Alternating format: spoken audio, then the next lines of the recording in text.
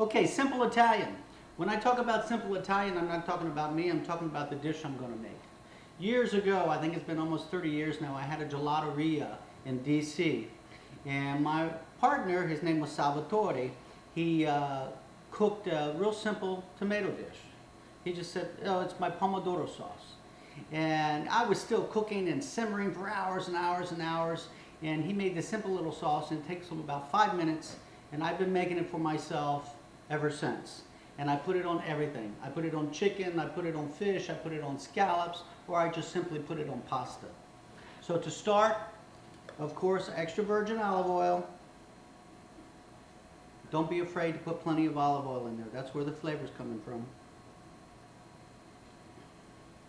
And there's nothing more, get our oil hot, nothing more than adding some onions, adding some garlic, fresh garlic of course,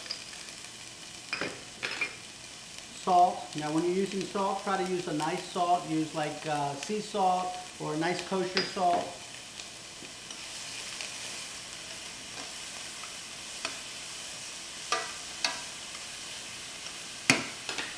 Always fresh ground pepper. A little more oil.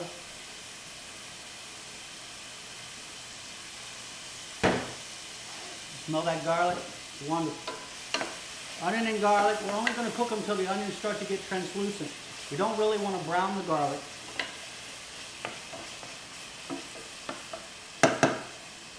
Now, some people like spicy like I, so I add a little bit of crushed red chili. And then the key to this is you got to have fresh vine-ripe tomatoes. We put our vine-ripe tomatoes in there. And if you like it a little bit saucier, you can always add a little bit of diced tomato and juice. But if you do add diced tomato and juice, make sure that you're using about 75% of the fresh tomatoes and just a small amount of the tomatoes from the can. And of course, if you're using tomatoes, you want to get the really best, highest quality diced tomato that you can get. That's it. That's all we're going to do. We're going to take this,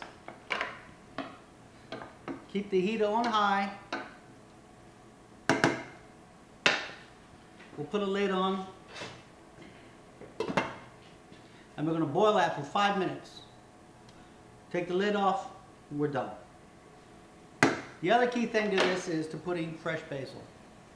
Now you get nice fresh basil leaves. There's no reason to chop it up. Just take it and break it up with your hands.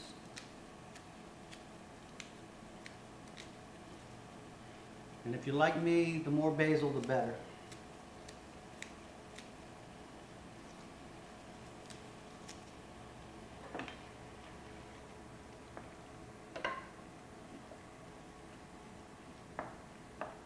Let's test the seasoning.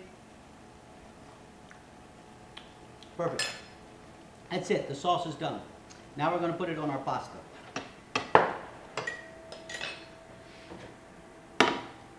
My favorite pasta is rigatoni.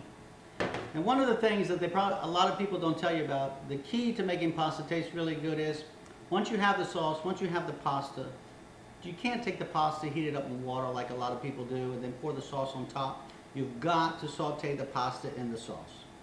So we can even add a little olive oil so our pasta doesn't stick. We put some rigatoni in here.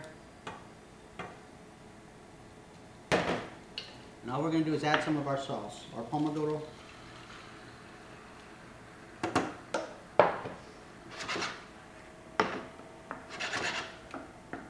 Just going to let that cook down for a minute. A little fresh cracked pepper again.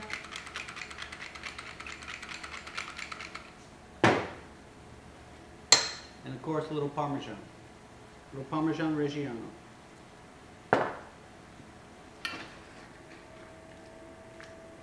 That's it.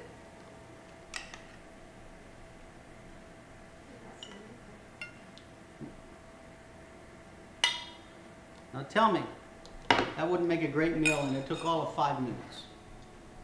Bellissima.